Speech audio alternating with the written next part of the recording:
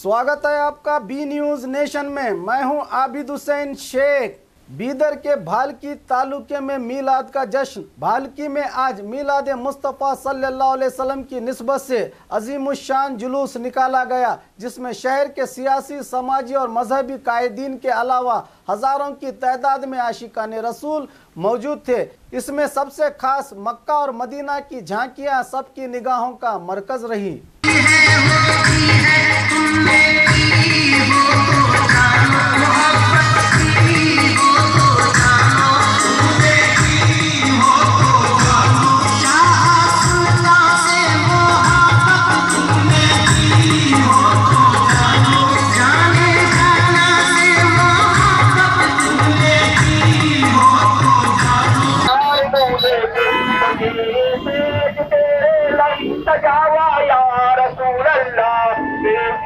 तेरा खावा तेरे ही गावा या रसूल अल्लाह, तेरा मीलाद मैं क्यों ना मनावा या रसूल अल्लाह।